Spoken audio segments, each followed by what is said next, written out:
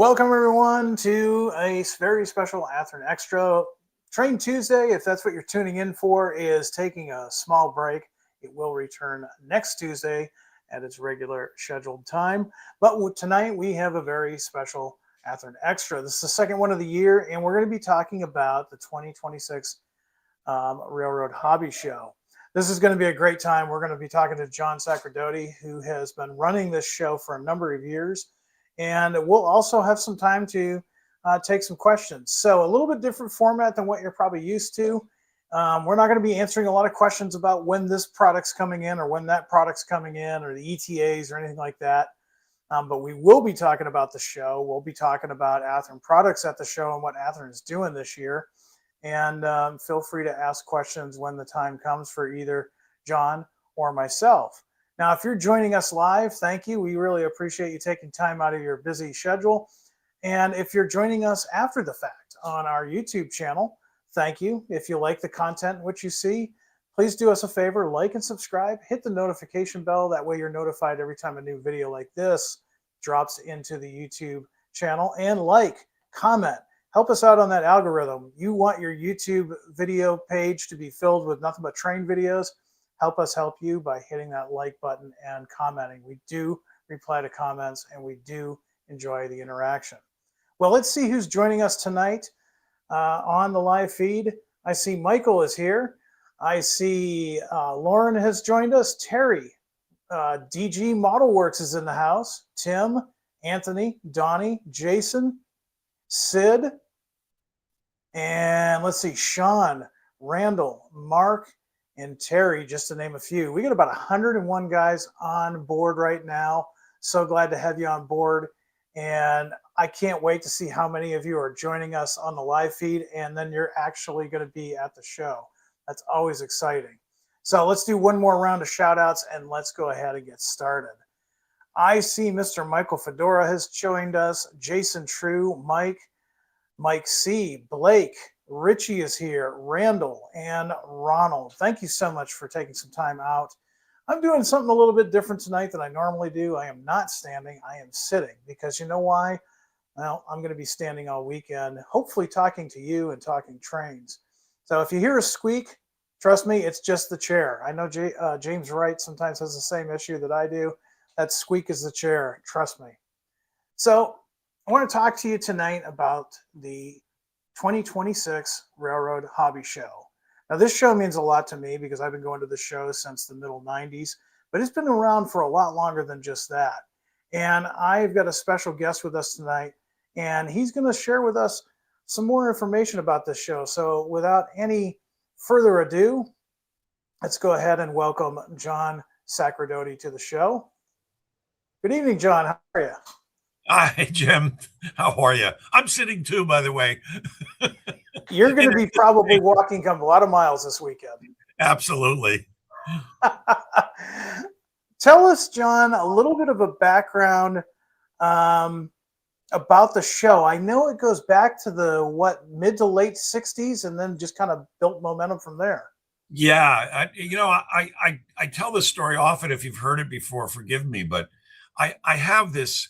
I taught school way back in the early 70s when I first got out of college, and we all had these visions of what a staff teacher's lounge looked like, right? So picture that at the University of Massachusetts, right, in Amherst, and a lot of the people there were grad students as well, so they got to sit in this smoke-filled lounge, and somebody says something about trains, and the other guy goes, "What?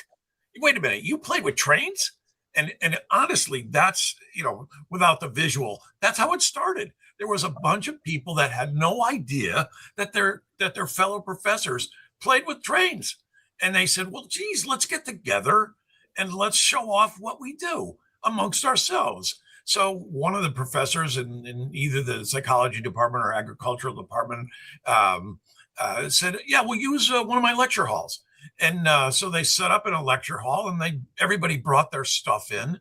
And to make a real long story short, the word got out, and so more and more people wanted in. So they had to move it to eventually the student union a hall in the student union, and that eventually, and these were all 1 day 4 hour shows, Wow. and this is late 60s, early 70s, and it got out of control.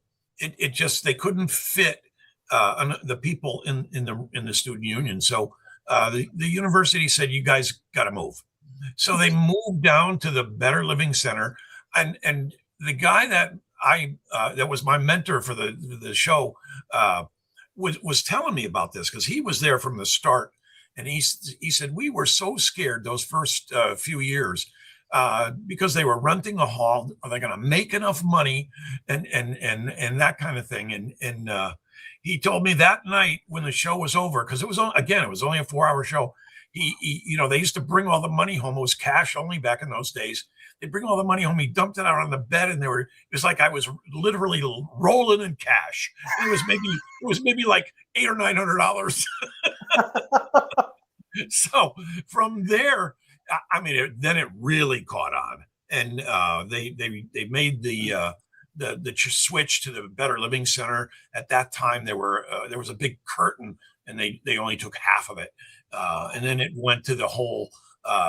Now we're talking, maybe around mid 80s. Now it took a decade for the steam to really get moving, and then they went to the Young building and then the Stroh building, and then I came on 23 years ago. Now I can't believe it's 23 years, but I said we have all these people on the wait list, and there's another building just sitting there as big as the Better Living Center. I said, let's rent it and get these people into the show. And so that's what started. And now, we were taking just the front half of Mallory and then half of Mallory, and more people wanted to be in the show. So I said, the heck with it, let's take it all. So it's now just about 350,000 square feet.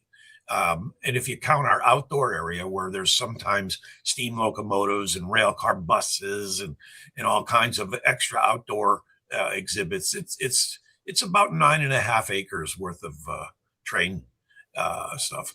So quick sideline, Jim. People wanting this show, because for the last 2 years we were well over 25,000 people. 27.5 last year, 26.1 the year before.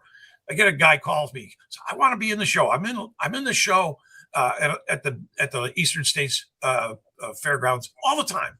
I said, okay, well, it's got to be train related. What are you selling? He goes, heaters. And I go, heaters as in room heaters? He goes, yeah, every model railroad room needs a heater. I said, no, not going to work. I said, ingenious, but no. Not totally wrong, because I have one actually operating on the side. But we need to draw the line somewhere. And I think keeping it pure and having something to do with model railroading or historical societies or real railroads, something to do with true railroading. I think that's what helped make this show what it is today. That and the mix of all the different things. And it's not just layouts. It's not just white elephant tables. It's not just flea market tables. It's now I call it the booth wars. We have such great manufacturers' booths. They're just beautiful. And I love looking at them. So we are slowly turning from a table show to a mix. And I like the mix because that means there's something there for everybody. So it's been a lot of fun. So over I think the first organized meeting was like 62, 63. Really? So You're talking a heck of a lot of years and we're coming up next year is our 45th year at the Big E at the fairgrounds. So they better bake us a cake. Yeah, they definitely need to.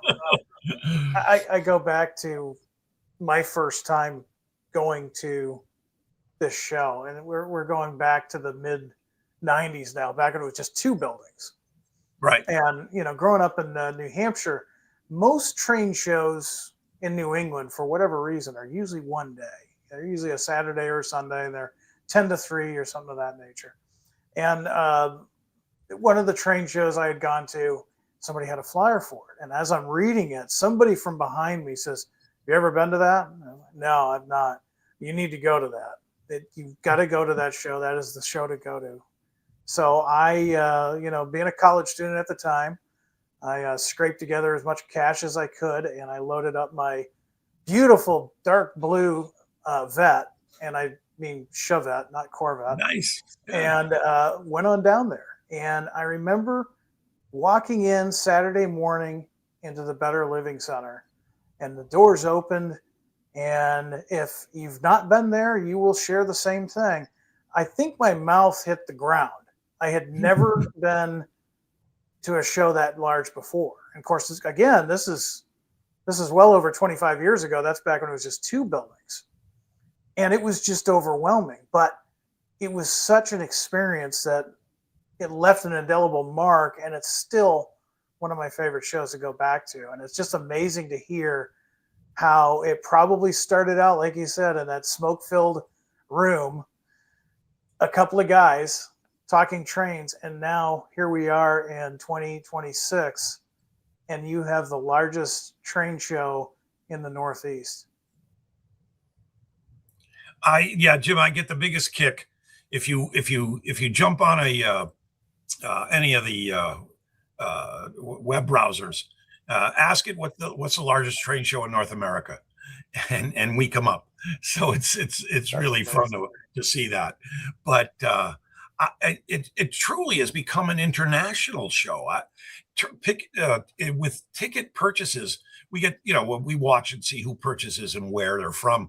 We've got tickets purchased from South Korea, from New Zealand, from Germany, from Finland, from the UK, a slew of tickets, of course, from our Canadian friends who just come down across the border, but all over the place. So it's actually a lot of fun to see. We've had people from India at the show over the years, and Australia. We used to actually have a vendor from Australia, but it's such a long haul for them that it's difficult. But we have vendors from the UK coming. I just had to sign some, not that you need to hear these details, but I just had to sign some papers for customs to get equipment for a couple of our exhibitors into the U.S. To be delivered to the show. So, wow. Yeah, so it's a lot of fun. Something. And, going back to what you said earlier, I'll touch on it again, is, I think a lot of us suffer from over hobbyisms, meaning that we do more than just model railroading. But that being said, I like to go to a railroad show and see railroad memorabilia, railroad prototype stuff, historical societies, and of course, model trains. You don't really want to go there to see Matchbox cars or, fill in the blank. You gave the example of the guy with the heaters earlier. And I think you're right. I think that's what really makes this such a draw, because it doesn't matter where you are in your model railroading hobby. If you just started at Christmas time all the way to the hardcore, dare I say, rivet counter, there's something there for the model railroader. I agree. And we plan it out as I want to say as careful as we can. We do not have a manufacturer's area. We do not have a layout area or a historical society area. We mix it so everybody can see everything, and it really draws the crowds all around. This year it kind of floored me when people, I don't know why, but we got a bunch of questions about layouts, and they said, well, where are the layouts and what scale are they? So we did a quick search in the database, and there's, by the way, 397 exhibitors this year. And it turns out, of the pure layouts, I don't even count the layouts that are at the various manufacturers and demonstration booths for signaling and stuff. They all have circles of layout and that kind of stuff. I don't count those, of which there are a couple dozen. But we have 33 big operating railroads, and we decided to post it and say, hey, here's where they're located, here's what scale they are. So it's everything from Z to N to HO, of course, to S to O, all the way to G. So we have a little bit of everything. So it's fun to see that. One of the coolest things I think the show has, and I don't know how far this tradition goes back, but at least as long as I can remember anyways, is tell the audience how you open the show on Saturday morning. Oh, what we've done is historically, and we've upped the ante this year, which shall remain a partial secret. But what we've been doing for the last several years is we got our hands on a single chime horn from a diesel locomotive. So we blow the horn when it's time to open the show.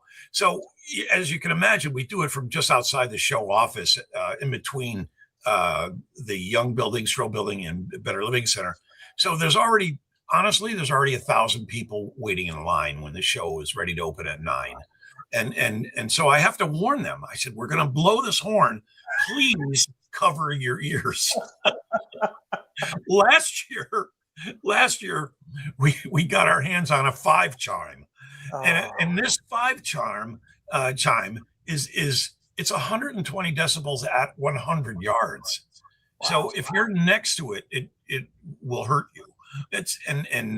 So it's interesting, but that's how they all are. It's not just ours, So we had our guy go way out into the middle of the parking lot with the 5 chime, and he echoed when we set off the single chime. So this year, the Big E said, "Oh, we love this. We want to mount it on the top of the Better Living Center, and we could blow it from up there." So. Yeah, and of course, the CSX freight yards are right across the way, so that might make them crazy too, but that's okay. But in addition to the horns, we have an extra treat, and that'll be a big surprise for those of you that are there at 9 o'clock on Saturday, and again on 10 o'clock on Sunday. We have shortened hours on Sunday. On purpose, open at 10 instead of 9, just so exhibitors can meet with other exhibitors, dealers, manufacturers, and schmooze around and see what they can do to help each other distribute their product and all that kind of stuff. So we leave the morning open just for that reason. And we just started closing at 4 o'clock on Sunday. If you've ever been on your feet 10 hours, 12 hours a day on solid concrete, it gets to you. So we give everybody a head start to get out of there. Just an hour, but it makes a huge difference. So it works out well. So it's a lot of fun. Really does. And we appreciate that. I know a lot of folks that are running the layouts and a lot of folks that are running booths like Athearn. We appreciate it because, some folks are driving in from all over the country. I know there's dealers that are coming in as far away as Nebraska, and probably even further than that. So it's nice. But, my only complaint about the show is it's advertised as 2 days, but it sure feels like an hour sometimes. That show just goes so quick. What's funny about that, Jim, is so picture my days. Wednesday we chalk the floor, survey the building. It's already been surveyed, but it's all measured to within an inch or so. We shot it with lasers a while back. So we chalk all the floors. It's slightly different every year. So we're chalking the floors like crazy. We start to set up the tables. We let layouts in on Thursday because some of them are huge and it takes more than a day to set them up. So we chalk out the layouts first so they know their territory and everything. So by the time we go home on Thursday evening, all tables are in their perfect locations, according to the chalks and everything. Because Friday is like the day that's insane. Everybody comes in. Everybody wants to drive in all at the same time.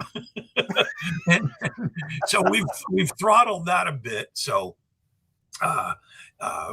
it's not such a traffic jam down what we refer to as Main Street when you first come in the Better Living Center. All the other buildings don't have that problem because of the nature of the location of the garage doors and everything. But so anyways, that's what happens on Friday. But like you say, on Saturday, the show just, when it opens, it takes on a life of its own. It just starts running. There's nothing for me to do, which is great.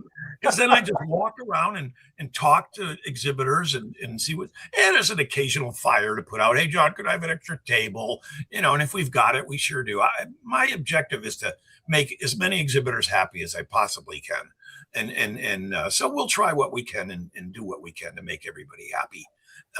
But there's, once the show starts, it rolls. And then before you know it, Jim, just like you said, before you know it, Mm. it's like 3 o'clock on Sunday, and Yeah. we've got an hour left. So it's the only show I've ever seen where it takes 3 days to set up and Mhm. to break it down by 7, 8 o'clock at night on Sunday. The place is empty. So Yeah. three days to set up, 3 hours to break it down. It's hysterical, but people want to go, and I get it because they really Sure. all the exhibitors, you guys work hard. When there's that many people in the building, in the aisles, we expanded from 10-foot aisles for fire law purposes to 12 feet. We didn't have to, but when Mm. we told the fire marshals we were doing that, they just thought it was great. But when that show is at its peak on a Saturday mid-morning, you can't see the cement floor. No. It's wall to wall, shoulder to shoulder people. It's crazy, but I love it because people are there to see everything that's going on, find that product that they couldn't find anywhere else, talk to dealers about what's coming out, giving their suggestions, and it's all the interaction that I really love the most. Yeah, it really is. And you're right. I remember those earlier years when the aisles were a little bit more narrow, and it was, as far as I was concerned, it was the Super Bowl weekend of model railroad shows. So you could just barely move in there. And so, yeah, the widened aisle definitely helps with the traffic flow. And, going back to what you said earlier, not having designated zones, but having manufacturers with historical societies and layouts and such, that really does um, help out everyone. I think it makes it a really nice mix of things, and it's almost like if you're a modeler, you're always looking for those go-to things. It's like the world's greatest Easter egg hunt. You're always looking around the corner to see what the next booth has or the next table. So it's really well orchestrated. Now, John, I've known you for a number of years, and I know you are working on this a year in advance, but I also know you've got a great battalion of guys behind you working on this too. Tell us a little bit about the Amherst Railway Society and the folks that help you out. Oh, sure. Active members right now, there's about 200. But, in any of these nonprofits, probably 30 or 40 of us do all of the work, or the majority of the work, the 80-20% rule, as they sometimes say. But boy, it gets lively during the train show season. So tomorrow morning, at 8 o'clock, we'll have our initial kickoff breakfast at the restaurant that's right across the street from the train show. There'll be 20 or 30 of us there, and we'll all swarm all over the buildings and get those floors chalked, the numbers hung, probably by 1 or 2 in the afternoon, only about 3 or 4 hours later. And we have instructions from we've given our pipe and drape folks instructions to start bringing tables at noon on Saturday. Give us a little bit of a head start. And as soon as we start chalking floors and they're done, we start setting up tables. And there's people that just throw the tables together. And then there's other people that position the tables. And it's like what popped in my head just now was Tom Hanks when they're at the North Pole in the Polar Express, a well-oiled machine. so so we have a lot of guys that know what they're doing, and it's great. A lot of those guys then go on during the show to operate the Amherst belt lines, which Oh, is wow. I don't think it's the largest anymore, but it really it is HO scale in terms of scale miles of track. There's probably pretty darn close to 8 or 9 scale miles of track on that layout. But physically, the largest, it's probably tied or second, maybe I don't know. They go back and forth depending on what the new Hampshire G scalers do. They've got a layout in the back of Mallory that it takes up about a quarter of the back of Mallory. It's just a monster layout.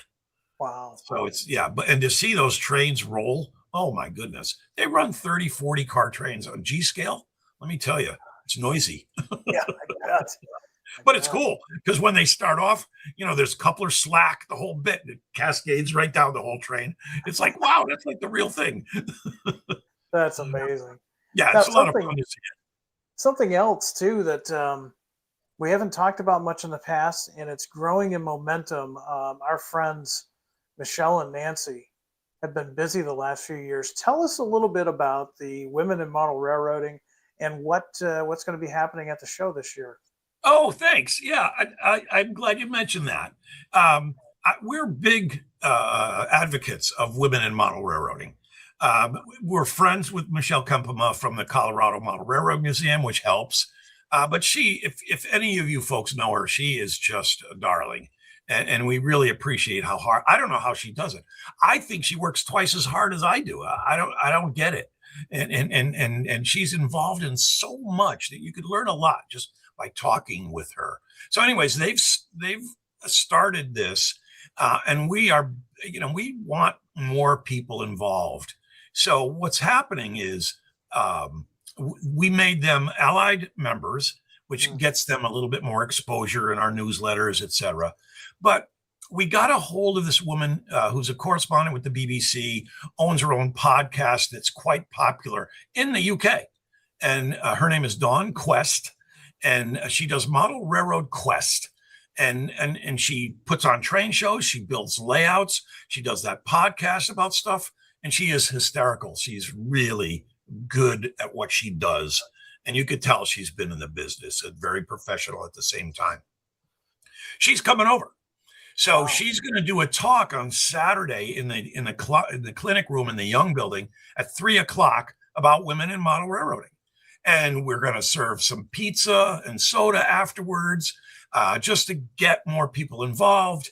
And then we all head over down to the Dry Hill Layout in Mallory, and there's a women-only op session. So that should be fun. And now, when I say women only, women first. Yeah. It's that kind of thing. We would not turn away anybody, but they had, for the last 2 years, we've been doing this, and each year it catches on more and more. So big discussion about it, starting at 3:00. There'll be, more or less a presentation, and then an hour or so of just chatting and talking while you have some pizza and some soda. Then you head down to the Dry Hill and have more pizza and soda if you want, and go from there. I'll tell you, we love taking care of people, so it should be fun. And there's an op session for 2 hours down there. What we're finding is, the show is supposed to close at 5, but people want to hang out. They want to start. These railroads are there. They want to start operating these railroads. And so we're all for it. Why not? So it's interesting. What we have to think about is, there's no other exhibitors in the hall unless they want to stay, but they cover all their stuff, and security at the Eastern States is superb, and there's cameras, and so that really doesn't bother us. We've not had an incident at night in years and years. I don't think we ever had, to tell you the truth. Well, that's good. Excuse me. So to have something after hours is not a problem for us. We've got it covered. We let them know, and they keep people around for that in the area where it's going to take place. There's certain buildings that you're not going to be allowed to go in after hours, but the back of Mallory is going to be okay. So it all works out well. This will be our 3rd year doing it, so it should be interesting. It's a wonderful program that they've started. The Women in Model Railroading, and it's been, I guess, in the past, it's always been kind of seen as a male-dominated hobby. But when you think about how, encompassing model railroading is, you're not just modeling a locomotive or a boxcar. You're doing all kinds of different things, and that's what makes model railroading so interesting. You can be a carpenter one day or an electrician the next. Yep. And Dawn Quest can do all of that stuff. One of the most awesome. When I first started to pay attention to Dawn, I was just really taken back by this grayscale layout that she built. There was no color in it. It was like you're looking at a black and white photograph, and she built a grayscale model layout. Not a big one, but none of her layouts are, but they're superbly detailed. And this one I looked at this and I said, who thinks of that? It was really very cool. And if you look up her podcast, Model Railroad Quest, um, I suppose if you search on the grayscale or black and white layout, you'll be able to see it. Or come and ask her about it. She'll Sure. be there, for both days. She's actually already in the States, traveling around, checking out some museums and Oh, riding wow. some trains. And yeah, she'll be over to meet us Thursday morning, so it'll be fun. But That's she is just exciting. a riot to talk to. She's really talented. It's fun to see. We appreciate how you were able to not only accommodate but help that organization grow. It's good to see some growth in there. And Athearn, by the way, is going to be helping to sponsor the Women in Model Railroading. We've donated some models for the weekend for them to use and to explore more into the hobby. And hopefully, the biggest thing is not only just women but young people too on both sides, whether young men, young women. We are always looking for the young folks to come join the ranks of model railroading, and this show is a great opportunity for that. Jim, thank you for mentioning that sponsorship. When I was talking to Michelle about it, she was thrilled that you guys want to help. So it was We're happy to it was help. kudos to you for that. So, but you're right. You sit back and if you just see what's happening, if you do nothing, this, most of our experts in the hobby are withering away, and you hate to talk like that, but that's what's happening. So we need to do something for the future, and it's all about the kids, male, female, we don't care. And we have this thing called Kids on Track, and we're getting kids to ride real trains, dressed up in costumes at Halloween. You could come to our clubhouse on Saturday morning and build a module, and then if it's wired correctly, etc., it'll be added to the Amherst Beltline's modular railroad, and you can sit there the whole weekend. So, and we have a couple of kids in it this year who are working on modules. So Nice. we're really big on kids, male, female, as well as women in model railroad. We see that as the future. If we don't invest in the future, in 5 to 10 years, I'm not sure what it's going to be like. So we're really big on that, and anybody else who is, we want to help support it. Because people say, John, aren't you worried about this train show, that train? I said, no, not at all. I'm not in it for the competition. I'm in it for the promotion of the hobby. Right. And if I could share data and exhibitors that'll help another train show, we do. You got to ask. I'm not just going to leave it out there, but it means let's all work together to make this a better hobby. So that's how we roll. I love it. Yeah, that's one thing I've always enjoyed about you, John, is you're kind of the evangelist of model railroading. It's one of those things where it's too good of a hobby to keep it all bottled up inside. You gotta put it out there. Definitely. And another good point you bring up is our youth in model railroading. And I'm sure you've heard it. I've heard it myself. Sometimes we even hear it in the comments section on these lives. Oh, the model railroad hobby is dying, and when I'm done, it's gone. It's not dying, it's evolving. And your show is a great example of how it's evolving. You talk about the operations after the show. And one thing that I've noticed working for Athearn in the last 5 years now is the younger guys, they do the same hobby. They just do it differently than what you and I may have done in the past.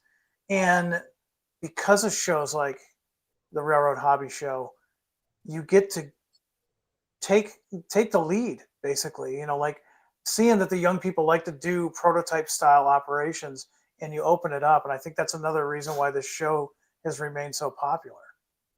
Thanks. Yeah, I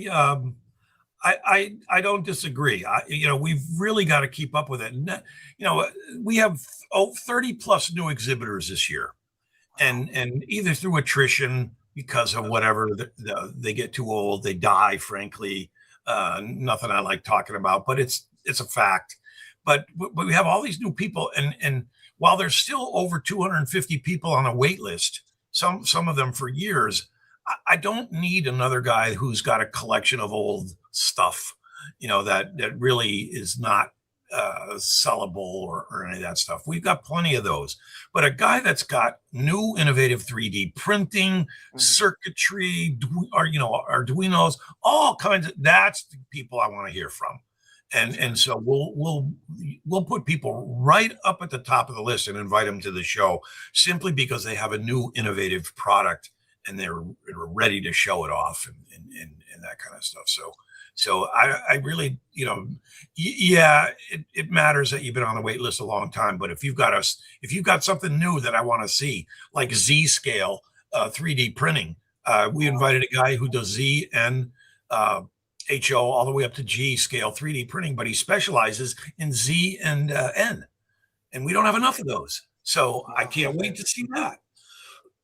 Excuse me. There's a new guy that does cork roadbed. And I've never seen cork roadbed except from one manufacturer. Now there's another guy. I can't wait to see that. And in Figure Fusion, to specifically name a guy, he's got a setup of like 30 cameras like you're inside a fishbowl. And in 10 seconds, he takes your picture, he wires to the headquarters where there's a color 3D printer, and you get a likeness that's so insanely exact of yourself, you'll just die. He's at the show, and it just dawned on me, if I was smart, I would have had this ready. But bear with me, Jim. Sure.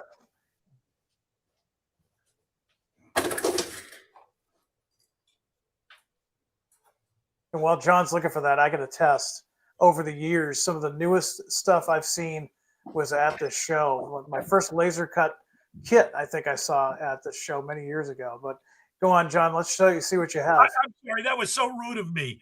But That's fine. I wasn't prepped for this. But if you look, I'll try to get that close. That is a 3D color print of me. Oh, wow. And that's exactly what I was wearing that day. And I showed this to my grandson and granddaughter, and they go, "Hey, that's you, Big Nene," which is my grandpa nickname. So, but it's exactly what I was wearing that day. It's like, come on, this is O scale. And they printed one for me in G scale too. They wanted the one in G scale, so I had to give that up. But the one in O scale is going to go on my new ON30 railroad. Yeah, quickly, while we were on that note, tell us a little bit about your layout. We all know you about, the show and everything, but we don't get to hear too much about John, the model railroader. Tell us a little bit. Gosh. Yeah, I'll give you a little bit. I had an HO scale railroad that filled up 2 20 by 20 rooms. They kind of like, if you picture 2 squares overlapping each other at the corner. So it's kind of like an hourglass shaped rooms, but they were big. And so I had an HO scale layout that I designed, all hand-laid track, 157 switches, double slip, 3-ways, crossovers. And Jim, I designed it, back when I was, 35, 40, maybe 45 at the latest. And I said, this is going to be great. I made it too big. So when I turned 60, 15 years ago, I said, I got plenty of time to finish this. And last year it hit me. I said, I'm never going to finish this. It's just too darn big. Because while we have work sessions at my house, I'm so picky. It's never good enough unless I do it, which is not the right attitude. But anyway, so I rarely let people work on my railroad unless they're really skilled. So I finally said to myself, I'm not going to finish this. And I wasn't doing anything on it either. I was just bored because I knew it just suddenly hit me out. I'm not going to finish this. And so I always wanted to build a narrow gauge logging railroad in Maine. I grew up in Maine. I went to University of Maine in Orono, and my mom's side of the family's from Maine. And so I said, I'm finally going to do it. So believe it or not, I'm leaving the bench work, but I ripped out most of the hand-laid track. We still need to take some out, but I'm going to build a real simple, because if you look at the track plans from Sandy Lake and and all that kind of stuff. They're just you come to a town, there's a passing siding with maybe one stub or two stubs, so it's real easy. And I said I'll never hand lay track again because it took me forever, but this is easy. So I'm working on that, and I've been collecting a lot of narrow gauge stuff for a long time now. So I've got enough cars, I've got enough locomotives. I started with the system that's right behind your shoulder, and I still have that, so that'll work. The NCE, and we go from there. So on top of that, I still do custom hand laid track, and I just did stuff for Mike Tylick and Steve Morrell on a layout that they're building. It'll be at the show. It's 3 modules. It's ON30 dead rail. So it's all, battery power. And I did a lot of the track for the first of 3 modules. The other 2 modules, I did the ties. I just can't do it before the show. Could you get this all done before the show? I said, absolutely not. But you'll see the first module with all the dual track crossovers, craziness. So I still enjoy doing that a lot. So as a matter of fact, for some of the professional model builders, when there's very difficult track work that they need, they will sometimes call me. But there are other guys much better than me that are out there. So, but I still enjoy doing it. It's a lot of fun. So if you're coming to the show, go check out Mike Tylick and Steve Morrell's layout. It's built after the Alaskan Railroad, the White Pass and Yukon route. I had to go look because I have an emblem from when I visited there. But it's I can't remember the name of it. It's Matatuska or something like that railroad. But they're in the Better Living Center. You'll find them, and you can see that hand laid track that we worked on. I also did the hand laid track for the Chester and Beckett Railroad, which was that FN3 layout that Tylick had.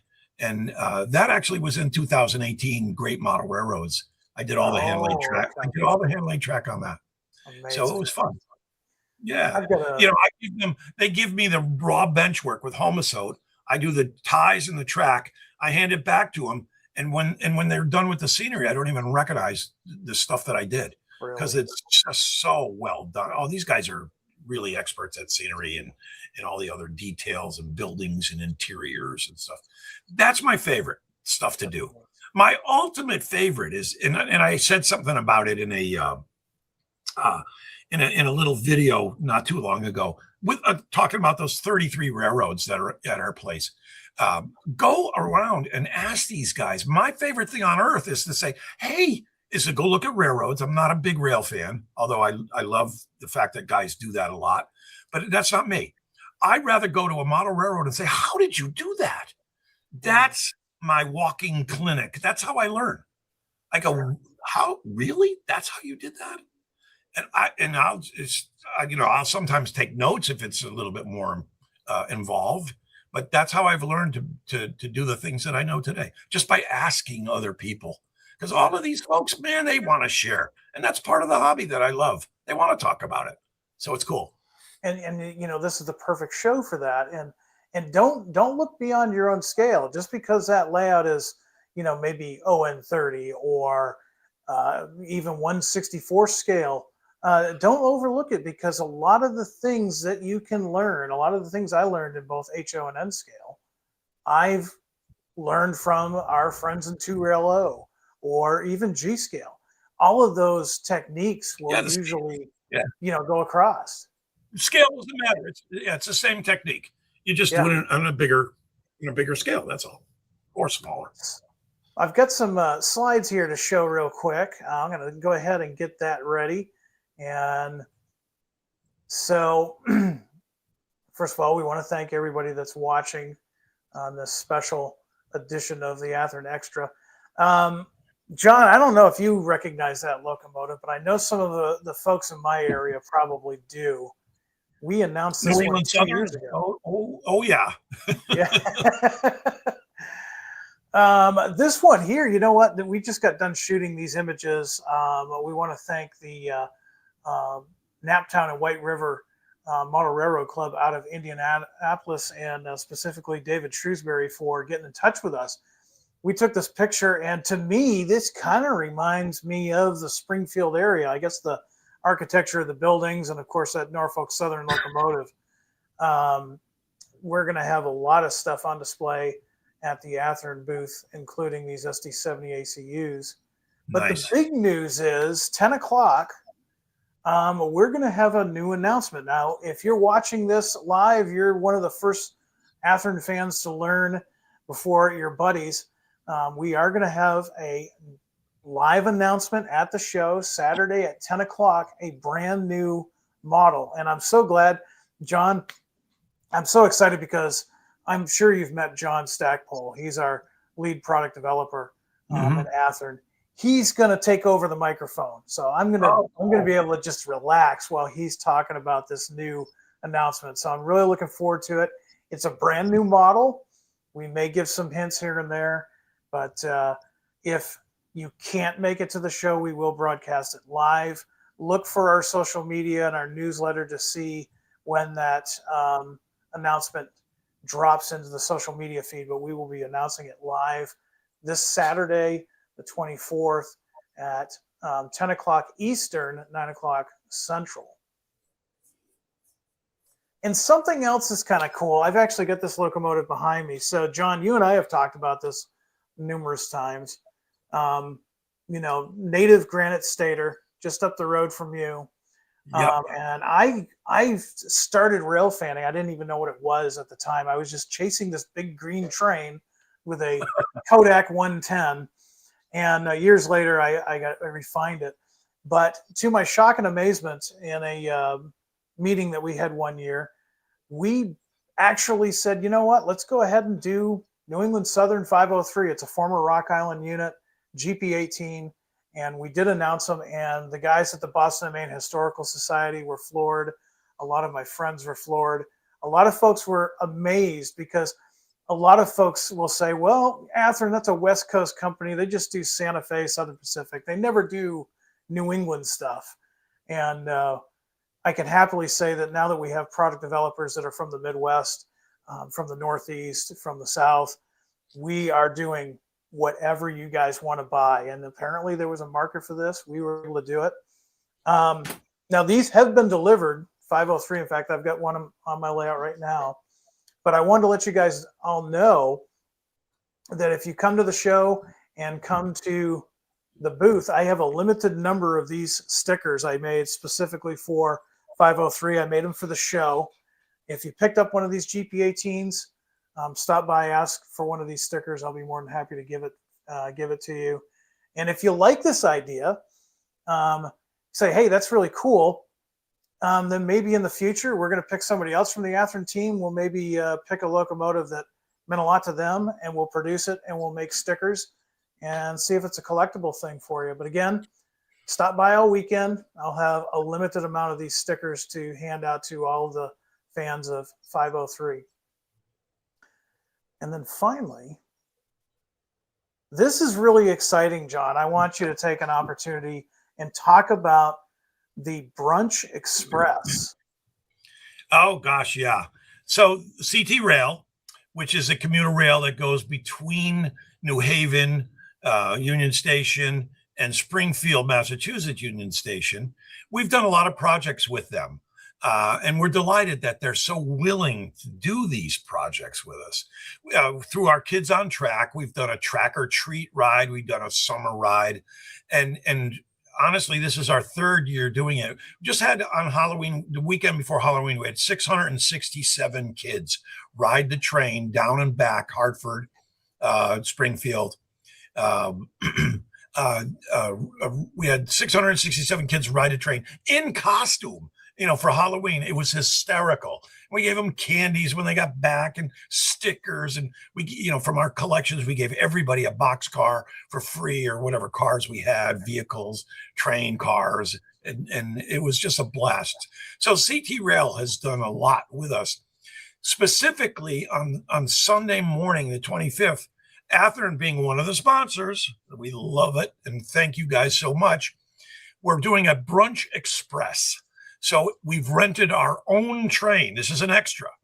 So it took about 3 weeks to get. I laugh because it took about 3 weeks to get clearance because it's all Amtrak track and between Hartford and Springfield. So it leaves Springfield at 7 a.m. So yeah, it's a bit early, but that's all right. It takes only a half an hour when there's no stops to get to Hartford. It's a beautiful ride along the Connecticut River, and it actually in Windsor Locks, about halfway down, crosses over the river. So it's just a gorgeous ride. And you get to Hartford Station, Union Station. It's about a 200-year-old brownstone Great Hall, and inside the Great Hall we have a catered breakfast. And Wow. it's scrambled eggs, bacon, sausage, bagels, cream cheese, coffee, tea, water. And we couldn't have much more than that because you've got an hour and 10 minutes to eat. So once you're off the train in Hartford, it's only a single track, so they had to clear the main. So they're heading south about 2 miles to a siding or a passing siding. I'm not sure which, and then they're coming back about an hour and 10 minutes later.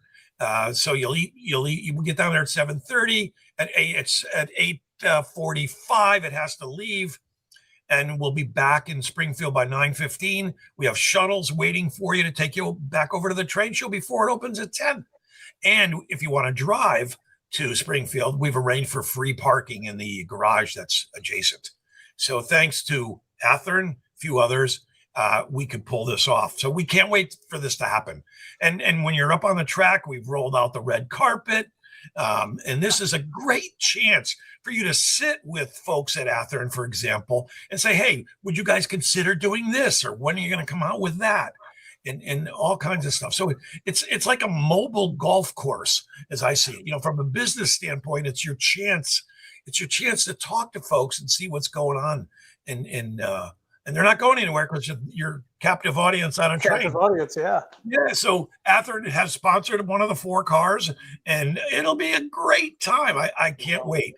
So if you're interested, there's still some tickets left. The whole thing, round trip, everything, $20. Wow. And yeah, it's really and our sponsors have a bunch of tickets as well. So, but we're leaving it up to the sponsors to handle that portion of it. But it should be a lot of fun. So what we're trying to do is make this a destination event. It's not just a train show. You could go on a ride. You could have a great breakfast. There's 2 days of clinics before. There's people from all over the world coming to the show to talk to you so you can learn more about it. So there's just a little bit of everything for everyone. Yeah. I'm glad you brought that up because we so focus on the 2 days, the Saturday and Sunday, but you've got clinics that start Thursday, right? And they go throughout the weekend. Yeah, there's clinics all day long. We feed you in the morning. We feed you at lunch. At dinner, you're on your own, but there's a million great restaurants right in downtown Springfield and West Springfield for that matter. And if you head to the clinics, 2 days I'm talking 8 in the morning till 5 o'clock at night clinics. So there's a lot of clinics. And it includes a 2-day pass to the show. So all built in. Clinics are extra, but you could still sign up. There's still some room. They're starting to fill up, but that's okay. There's still plenty of room, and we won't turn that off because we want as many people to learn as possible. There's a couple of make and take clinics where you have to sign up where it is limited, but we're still pretty much in the clear on everything. So that's still available. I think you've made it as a train show organizer when you're running and organizing mainline trains like you did for this. That is pretty epic. My hats are off to you. That is a lot of work. And I know a lot of folks are really going to enjoy this. And like you said, the Athearn coach, there's going to be Athearn staff on there, not just me, but we're going to have some of the product developers on there too. And it'll give you a good chance to talk to us about Athearn. Maybe, do me a favor, talk about your railroad too. This is one of the most fun things I love about shows is not the fact that I get to show up and show product, but I really like to hear what our fans and our customers are doing. And it's really cool to see pictures of their layouts and what they're working on. So I'm really looking forward to this. So I have got another surprise here for you, John. Let's see if I can play it. I'm going to embarrass you just for a little bit. Oh, great. Let's Oh, thanks, see what Jim. we got here. Everybody, Engineer John here with Maggie, the Railroad Circus Clown, and we're here to tell you it's showtime! The Railroad Hobby Show, North America's largest train show. Over 50 operating model railroads, 400 exhibitors, 4 buildings full of all things railroad. Plus clinics, demonstrations, special celebrations, and me on stage with Cece. The Railroad Hobby Show, inspiring, educational, and entertaining. And don't forget to bring the kids, like she said. So that is one of the ads that you guys are running. If you go to the web, we had such a blast making that. That's Nicole Portman, Portwood, I'm sorry, who actually plays Maggie, the Railroad Circus Clown, who lived on a Ringling Circus train for 3 years. Those trains back in those days were a half a mile long. So they actually lived on them for that whole time. She was in her 20s, which was a few years back, but she went to clown college, graduated Ringling Brothers Clown College, and so she knows what she's doing, and she is a riot. And when we first got to filming, she knew her lines like you wouldn't believe. And so we start filming, and she would flub every other line. Oh no! So would I. But if you look on our website, Railroad Hobby Show, go to videos. Right after that is the outtakes of that. And we had more fun. For a 30-second commercial, it took us an hour and a half. But it's so silly. I love, part of my ego says this is so much fun, but it can be a little bit much at times, but the fun outweighs it all. So I really enjoy doing it. Make yourself look like you're crazy. So yeah, thanks for showing that, Jim. I really appreciate it. That's the wonderful thing about this hobby, though. We can't take it too seriously. We got to have some fun. Absolutely. Sometimes at our own expense. We've all been there. We've all done videos. If I could count the many times I've been told in the comments how to pronunciate a small town in somewhere in Louisiana or something, I would be a millionaire by now. But the fun thing about it is we're all having fun. That's the greatest thing.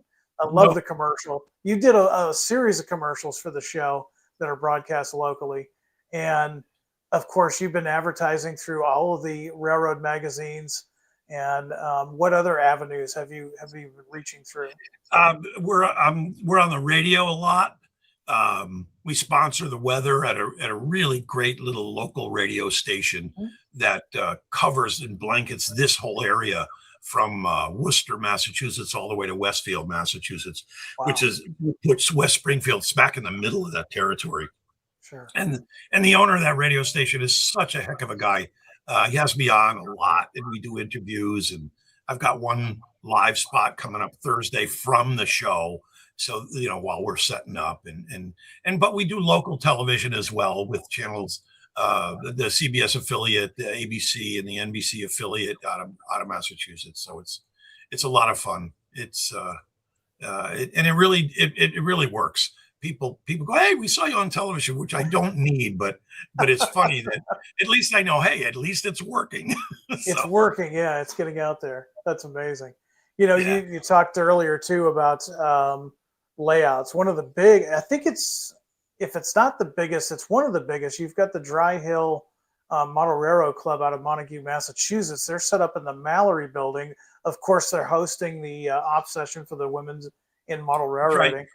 One thing I did want to let our audience know that we're going to have a lot of our newest product that has not been seen yet actually operating throughout the weekend on the Dry Hill Railroad. So if you see something in the booth that you really, really like and you want to see it in action, go on over to the Mallory building and see this impressive layout. There is some great modules in that layout. It is really something, Jim. Yeah, I'm glad you mentioned it.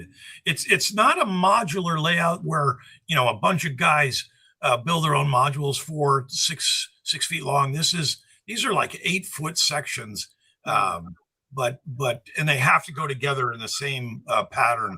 But they have a working hump yard if you could believe that. And it's just astounding. And some of the modeling they've done is just great. And they actually run for records. They've run 200 car freight trains on that rail. Wow. Yeah, which is crazy. It takes about 10 engines to do it, 10 locomotives to do it, but 4 or 5 up front, a couple in the middle, and but they do it, and they try to set records just within the show, but they've got everybody killed because the layout is big enough that they could do stuff like that. But it's a great group of people. And one of the owners is a big advocate. She is a big advocate of women in model railroading. So we're happy to have Marie and Joe Albano as part of the show. Yeah, great group of people, always very accommodating. And you know what? Again, going back on what you said earlier, ask questions because you're never going to get turned away. You're always if you're running a layout, and I know from experience, somebody comes over and asks, "Hey, how did you do such and such?" I'm more than happy to tell you, and so are these folks too. So they always will tell you, and in detail too. So it really is a great learning experience just talking with folks. Really is. And I think my favorite part of this show is not only is it just about the trains, but it's about the people. How many times have we heard, "Oh, it's time for being a New Englander, I always called it the big one, or the Amherst show." And you'd see folks that you may have not seen in a year. It's where we all get together and we run trains and we talk trains and we meet up for dinner, we meet up for lunch, we meet up at somebody's layout, all of those kind of. It's about the people. That's what really makes this train show so much fun. Yeah, there's a lot of tradition that has been born from this train show. People go to the local restaurants. They rent the car out at the steaming tender about 10, 12 miles away, and they just have a great time. There's sometimes you can't get them to break away. I say, "Hey, let's go do this," and they go, No, I've got to go to dinner with the guys at the so-and-so restaurant." It just becomes that kind of a strong tradition, which I love to see. And then that's another big part of the. You're right, Jim. It's another big part of the hobby. It's the folks that are always involved, and even though you see them once or twice a year, it's a lot of fun when they all hook up again each year. Yeah, it really is. It's like a miniature model railroad homecoming. It's a lot of fun. Do you have time, John, for a few questions from our audience? Sure. Let's, folks, if you've been watching and enjoying this, thanks for joining on board. We got about 118 folks joining us live. If you've got a question for John or myself, now's the time to ask that question. I'll be watching the comments over here, and we'd be more than happy to answer. Also, John, while I look for a question, go ahead and give a shout out to the website for all the information about this great show. Oh, gosh, yeah. The one website about the show is railroadhobbyshow.com. And the website about Amherst, our organization, our nonprofit, is amherstrail.org, because that is the nonprofit.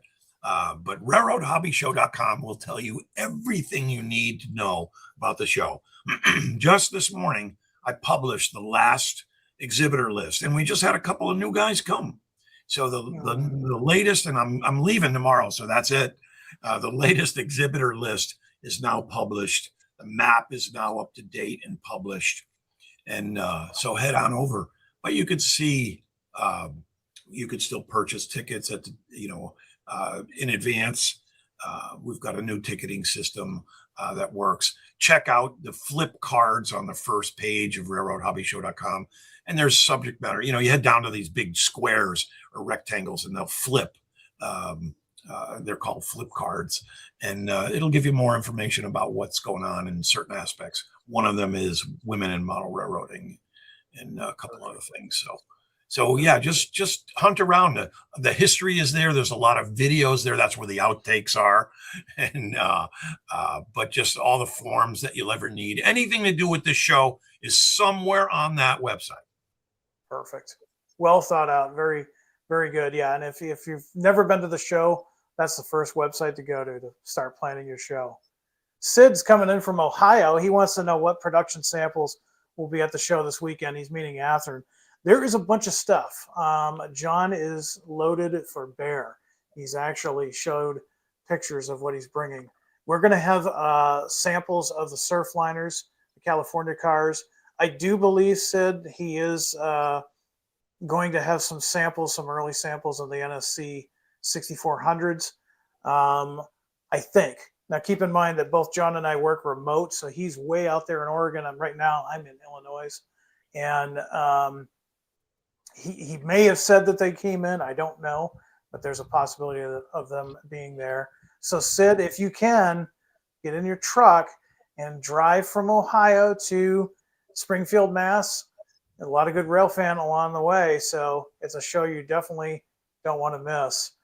Our folks at Railroad Model Craftsman, Otto and Harry, are going to be there this weekend, and they're going to be covering the event. They can't wait.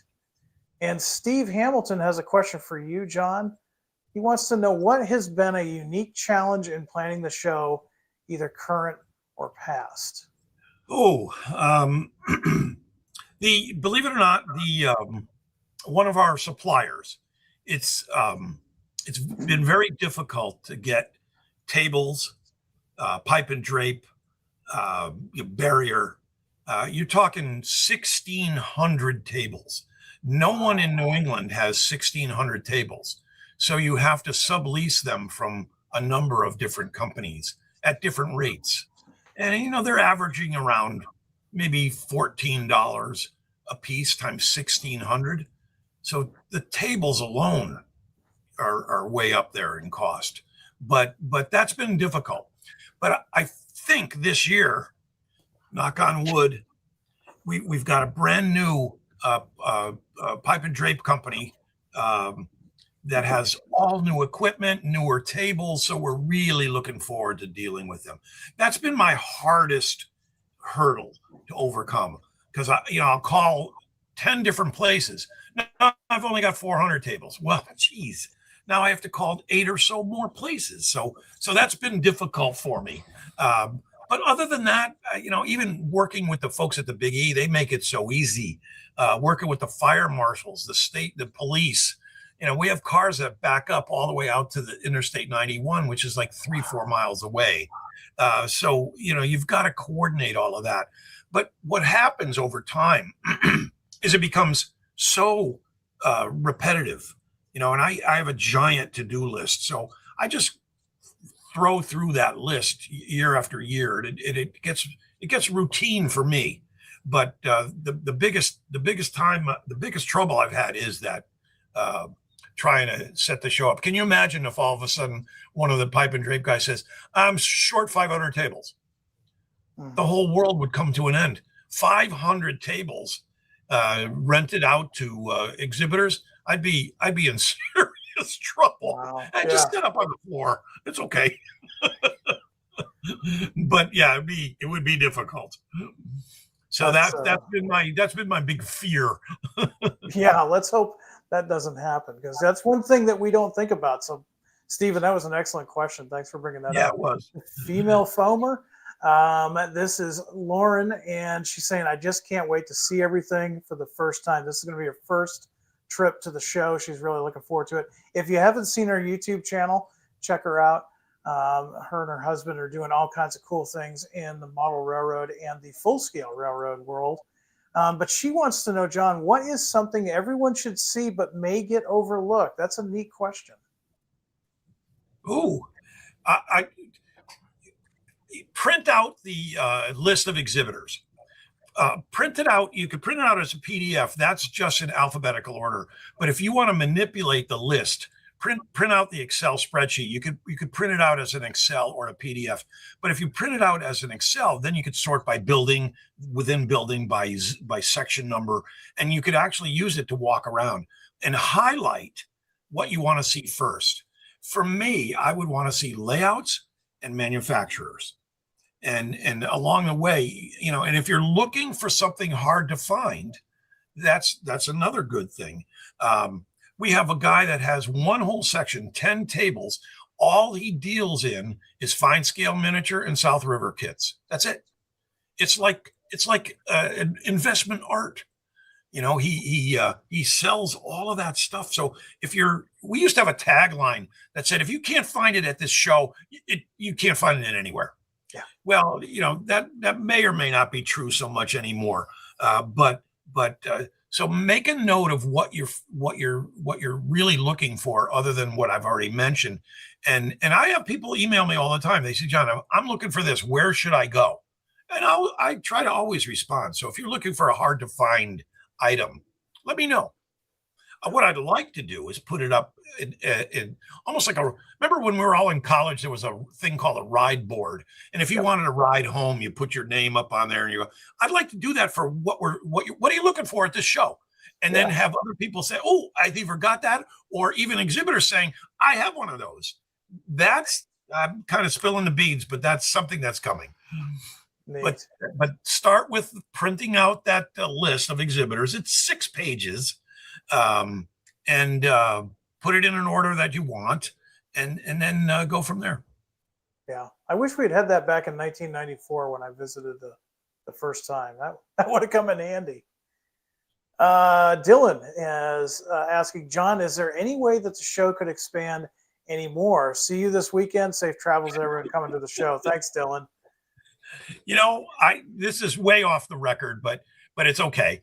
I talked to a developer a couple of years ago, and he said, what do you need for your show? And I said, I need 500,000 square feet. And he said, what? I said, I need 500,000 square feet. I could fill every bit of it. The Big E folks have only winterized all the buildings that we already have. That's it at the Big E.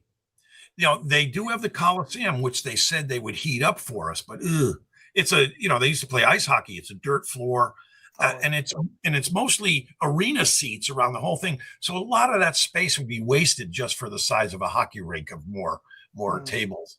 But it is right next to the Stroh building, but it doesn't make sense. The heat would cost us a mint. They even recommended that we don't do it. I wish we had another 150,000 square feet. I honestly, I could fill it.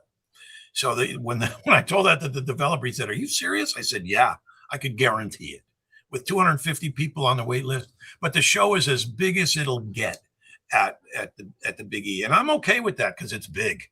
But let me give you a little stat. 5 years ago, there were 420 exhibitors at the show. This year, there's 397. The show is still full. So the riddle is, how is that possible? Wow. It's amazing. I'll give you the answer. I was just letting you contemplate for a minute. Yeah. Everybody at the show wants more and more space, and we try to accommodate. So what happened? I joke and I say there's going to be 4 exhibitors, 1 in each building, taking the whole building, and that's going to be the end of it. No room for anybody else. So it's funny, but no, I will keep the mix. We'll keep the size. There is no, when I first started this, first thing I did was due diligence. Where else could we have the show? And could I find it for cheaper? Right. Well, there's no place in all of New England that has 350,000 square feet. Boston doesn't have it, all under, one roof or adjoining roofs. The only place that's close is Jacob Javits Center in New York on the west side, and it's 1 million square feet. But no, $100 a day to park? No thanks. I've been to trade shows from my past life in IT at Javits, and it's huge. It's giant, but it's impossible to get to unless you know your way around New York. So but it is glorious. It is just amazing to see. But we can't have the show down there, and I stopped looking. Boston has about 230, Springfield area, Hartford area, they only have about 150. That's one of our buildings, so I can't do that. So there you have it. So it's not going to get any bigger at our current location.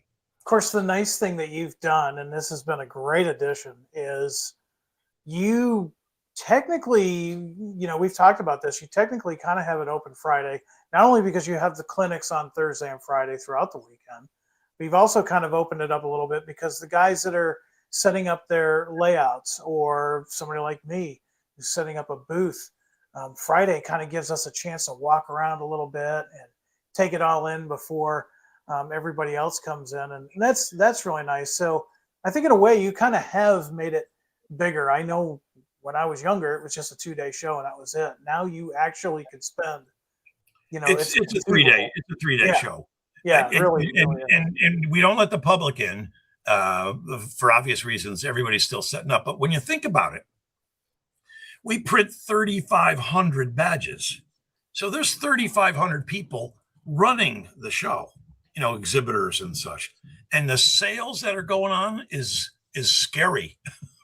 So exhibitors, you're going to sell for 3 days. Yeah. So it really is fun. And everybody just loves Friday, because if you're in the show, you get that preview of what's going on until, product release announcements, of course, but it's a lot of fun.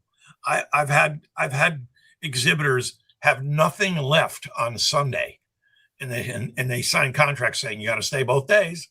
And so they said, what do I do on Sunday? I said, take orders. I said, but you're not leaving. And they're wiped out. Seriously, nothing left, which is just hysterical. I tell people, this is your first year at the show, right?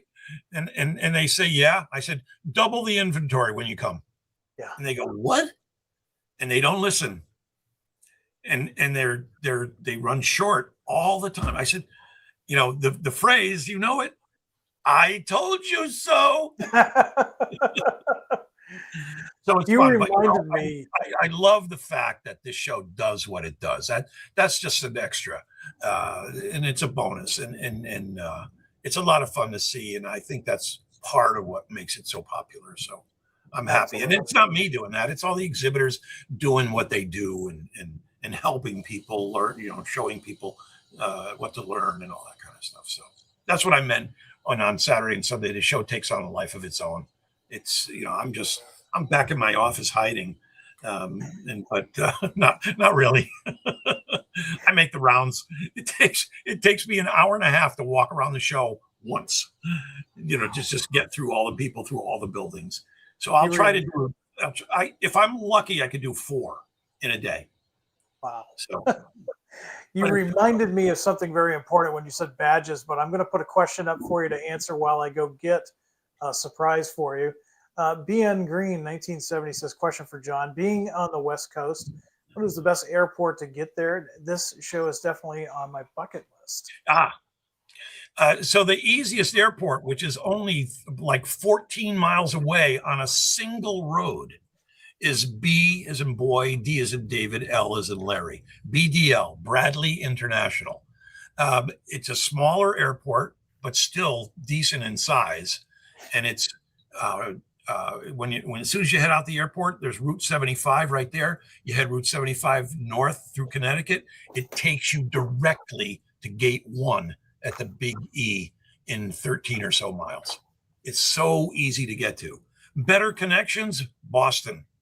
Okay, New York, too far.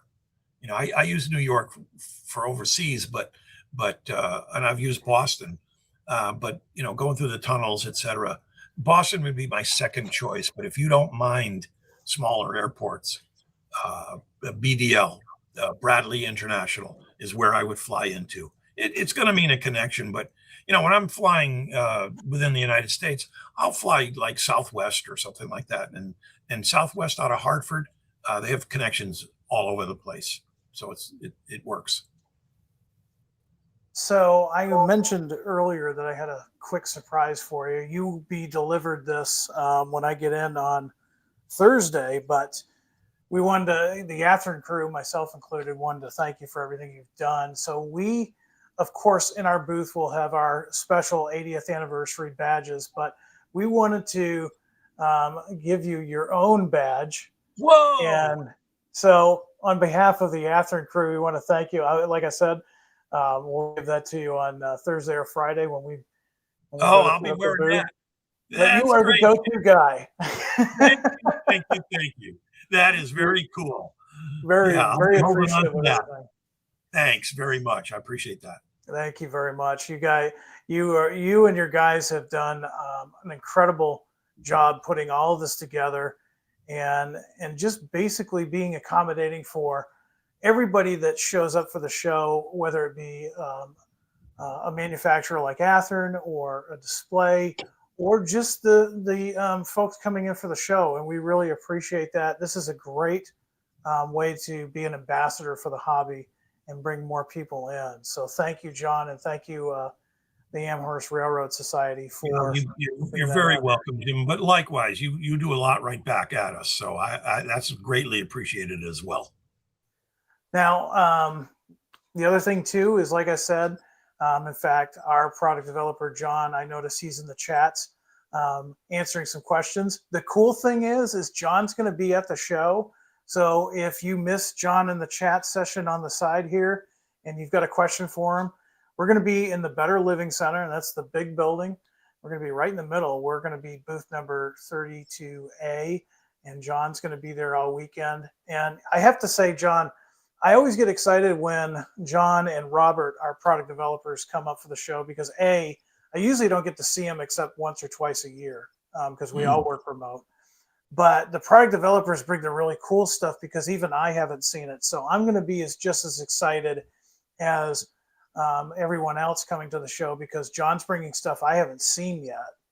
And there's going to be a lot of buzz around the booth. I know John told me he's going to have samples of the California cars, the Surfliner cars, a lot of other things that he's been working on. And more importantly, if you have questions or suggestions, we do listen. We also have our product suggestion email, which is athearn-productsuggestions@athearn.com. But that doesn't mean you can't share your stories, share your thoughts and everything else with us. We really look forward to it. This is the best part about the show, John, is interacting with our fellow modelers. Yeah, I agree. Well, John, I want to thank you very much for spending this time with us tonight, talking about the show. Again, I'll post in the video description below the website for the show itself. But if you've been on the fence about going to this show, you owe it to yourself to go. I dare say this is the Sturgis of model railroading. It's definitely a destination, if anything. But John, thank you once again for joining us, and I will see you in just a day or so. That's right. Thank you for having me, Jim. I appreciate it. Right. Everyone out there, thank you for joining us. We really do appreciate it. If you come to the show, please stop booth number 32A at the Better Living Center and say hi to myself, Mark, John, Robert, Ken. We're all going to be there, and we're looking forward to talking trains with you for that weekend. Until next time, folks, I want everybody out there to be happy, be healthy, do some good modeling, and above all, high greens, everyone. Take care.